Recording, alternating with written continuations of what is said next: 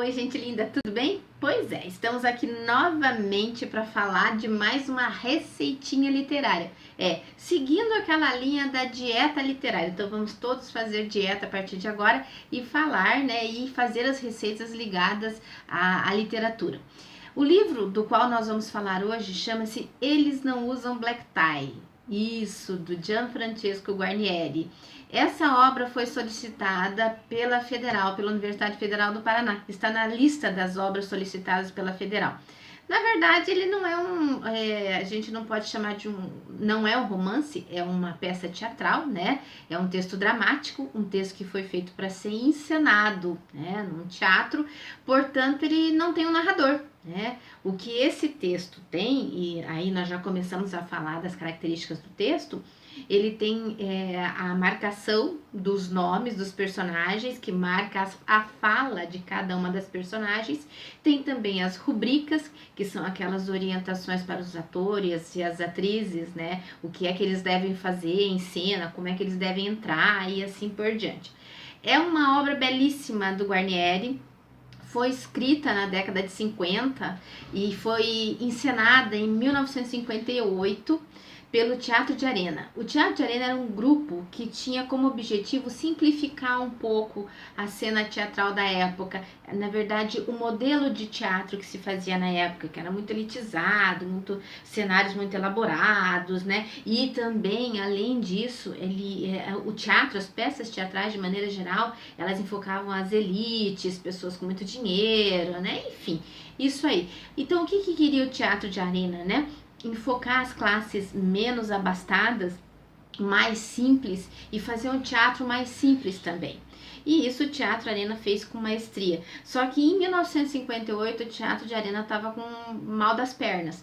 E essa obra do Guarnieri ajudou muito, porque foi uma peça que teve muito público, que teve muito sucesso. E ela realmente ajudou muito o grupo Teatro de Arena naquela época. Tá certo? Então é uma peça teatral, ela tá dividida em 3 atos, né? E dentro desses atos aí existem os quadros, e assim se divide, assim a história é contada. As personagens principais dessa peça, pessoal, são o núcleo conflitual da peça gira em torno do Tião e do Otávio, né? O Otávio é o pai do Tião. O Otávio, ele é um sindicalista. Ele é uma pessoa muito engajada, um homem, um operário, um cidadão que tem uma consciência de classe muito forte, muito elaborada, e ele é muito aguerrido, ele luta muito pelo que ele quer. Do outro lado tem o seu filho Tião. O Tião é um rapaz mais individualista, que não tem essa consciência de classe toda, tá? E então o que ele faz? Ele é bem individualista, e esse individualismo vai se opor à ideia de coletividade que o Otávio tem. Bom, o conflito se dá entre essas duas personagens que são muito marcantes. E aí existem as outras, né? A Romana, que é a esposa do Otávio, que é uma companheira muito, muito sagaz também, apoia o Otávio, apesar de em alguns momentos ela ter medo, lógico, em relação às situações que o Otávio se mete, greves, piquetes, polícia na época, né? Mas ela é muito companheira do Otávio, ela entende os objetivos do Otávio. A mãe do Tião, né, que é a Romana, por ser esposa do Otávio, é a mãe do Tião. Temos também o Chiquinho, que é o irmão mais novo do Tião, né, a Terezinha, que é a namoradinha do Chiquinho. O Chiquinho um menininho meio alienado ainda, um jovem um tanto quanto alienado ainda, né, ele é responsável por um certo humor que tem na peça, pela parte humorística, né, cômica que tem na peça, que não é muito. E temos também a Maria, né? A Maria é a namorada do Tião, certo? E é uma namorada também que gosta muito do Tião, tem muito carinho por ele, e ela vai nos dar uma surpresa no final da peça, né? Ela vai agir de uma maneira muito, muito, muito verdadeira, que na verdade não era o que o Tião esperava. E temos também o Braulio, que é o amigo sindicalista do Otávio, também é funcionário da fábrica, né, onde todos ali no morro trabalham, quase todos ali no morro trabalham, né? Então o Braulio é amigo do Otávio e já participou com ele de outros movimentos grevistas. tá? E aí existem outros personagens secundários ali, mas o trabalho, a peça, o conflito, o enredo vai já em torno dessas personagens, tá? Então, o que vocês têm que saber basicamente para interpretar e para analisar a obra, né? O cenário, quer dizer, o espaço, onde se passa? Se passa numa favela, num morro carioca, tá? Na década de 50. Então, esse é o espaço e o tempo da peça, tá? A peça demora, né, o tempo cronológico da peça ali são alguns dias, né, que vão ali entre a possibilidade de uma greve, que na verdade vai estourar, né, e o desenlace dessa greve, tá? Então, veja bem, no começo, nós temos ali o Tião, ele tá chegando numa das primeiras cenas, o Tião tá chegando ali, eles estão, à noitinha o Tião e a Maria estão chegando à casa do Tião, né? E a Maria conta ali, meio baixinho para ele, perguntando as coisas para ele. Detalhe, a linguagem que é utilizada na peça é uma linguagem muito coloquial, ela retrata a linguagem simples, né? Então, aquelas palavras, aquele jeito, o sotaque e o jeito, as palavras erradas do ponto de vista da norma culta são retratadas ali, porque ele realmente retrata a linguagem simples do povo do morro, tá? Mas enfim, aí eles chegam até a casa do Tião e a Maria conta pro Tião que ela tá grávida, né, que ela vai ter um bebê. E o Tião fica muito feliz, ao contrário do que ela esperava, até que ela até estranhou um pouco, mas ele ficou muito feliz que eles iam ter um nenê, né? Porque ele gosta muito dela, ela gosta dele, beleza. Então vamos casar, aí eles decidem ficar noivos em pouco tempo, né? E depois decidem se casar. A partir daí, o Tião, que enquanto o Otávio passava por aquelas situações de greve, que ele havia se envolvido em outras situações de movimentos grevistas, né? O Tião foi mandado para ficar na cidade, né? Com um padrinho dele, né, um casal, os padrinhos dele. Então, na verdade, ele foi criado na cidade, ele não foi criado no morro. E ele absorveu muito dessa vida da cidade, apesar de ser tratado como um serviçal na casa dos padrinhos, porque ele estava lá para cuidar dos filhos do padrinho lá. Então, mas mesmo assim, ele absorveu muito daquele estilo de vida. E depois de um tempo, já moço, ele voltou para o morro. E aí começou a morar e a sentir e a vivenciar a vida, né, simples ali do morro. Nesse tempo, o que acontece? O Tião já desenvolveu um pensamento muito individualista, tá? Muito materialista da vida, ao contrário do pai dele, que é o Otávio, que vivia no morro. A própria oposição que se faz entre a cidade, entre as casas separadas lá da cidade e as casas no morro, que na verdade estão sempre juntinhas umas das outras, né? Uma ideia de coletividade muito maior, né? Então, essa dicotomia, essa alternância, na verdade não é alternância, essa oposição já ficou muito marcada aí. Quando o Tião volta pro morro, conhece a Maria, namora, tal, antes do início da peça, né, isso acontece, ele já não concordava com muitas dessas coisas, mas morava ali, tudo bem. Logo que ele sabe que a Maria tá grávida, logo em seguida, né, ele já tem notícias de que estão organizando uma greve na fábrica onde ele trabalha, o pai trabalha, o Braulio trabalha e muitas pessoas ali do morro trabalham, tá? E ele já começa a ficar angustiado com isso, porque ele não quer a greve, tá? Ele pensa nele e agora ele pensa na Maria e na criança, né? Então ele tem um pensamento, um núcleo familiar muito voltado ali para ele, a Maria e a criança. Então ele vai ter uma mulher, ele vai ter esposa, ele vai ter que se casar, ele vai ter um filho e ele quer ter uma casa, ele quer dar um lar melhor para Maria, ou seja, ele quer dar aquilo que ele viu, né, que ele vivenciou durante sua adolescência na cidade.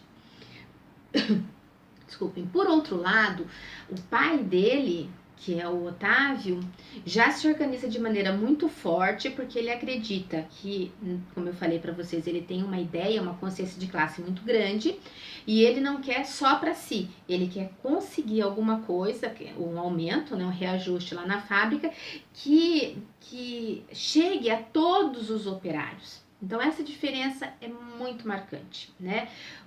A coletividade, a consciência de classe do Otávio e o individualismo, materialismo do Tião, tá? Então, isso aí vocês têm que ter bem claro na cabecinha de vocês. Aí as coisas continuam.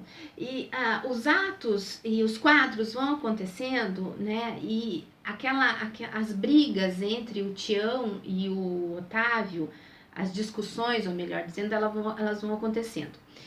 O Tião acaba conversando com um amigo dele nessas discussões, nessa organização da greve e tal, e ele acaba conversando com um amigo dele que é o Jesuíno, que é um cara bem interesseiro, né? O Jesuíno, ele diz ao Tião que ele tem como conversar com o gerente da fábrica lá, e se eles não aderirem à greve, eles terão uma recompensa, inclusive financeira, e não serão mandados embora, não há risco, porque o grande medo do Tião era ser mandado embora. Aí o que acontece? O Jesuíno e o Tião acabam fazendo um acordo com essa pessoa e eles não entram em greve. Só que o Tião, ele acaba, durante a greve, ele acaba dizendo realmente que ele não quer a greve, ele dá um jeito de entrar na fábrica, ele não quer a greve. Ele assume porque ele assume um risco, porque ele está dentro daquele contexto do morro e ali todos acham que deve se aderir à greve. Então ele vai destoar de tudo isso, ele é muito corajoso nesse sentido, ele é muito verdadeiro. Mas ele vai pagar caro por isso. O Jesuíno acaba sendo descoberto porque fez o tal do conchavo, né, que não falou, fez pelas costas, tal, acaba tomando uma surra lá, enfim. Quando a greve, né, explode, o Otávio é preso, porque o Otávio estava no piquete, tá? Ele estava num dos piquetes e ele é preso. Naquela angústia toda, né? Meu Deus, o que aconteceu, tal.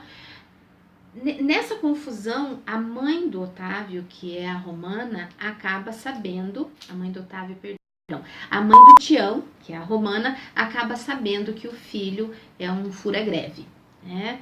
Ela conversa com ele, ele chega em casa, ele dá os argumentos que ele acha que são justos, né? Ele fala que ele pensa na família, que ele acha que greve não é o caminho e que a greve pode não dar certo. Na verdade, a greve até dá certo, né? E ele diz que não poderia não dar e assim por diante. Enquanto o Otávio tá lá na prisão, o Otávio também fica sabendo que o filho é um fura-greve, né? Aí o que acontece? Quando o Otávio chega em casa, eles têm uma discussão muito grande e essa oposição entre eles, ela fica muito forte, muito forte. O Otávio diz palavras assim bem rudes pro Tião, né? Em determinados momentos ele se sente culpado porque ele é que não educou o Tião como deveria ter educado para que ele fosse um homem que tivesse essa consciência que ele tem, tá? Enfim, é um momento muito dramático da peça, e a peça já está se encaminhando para o final.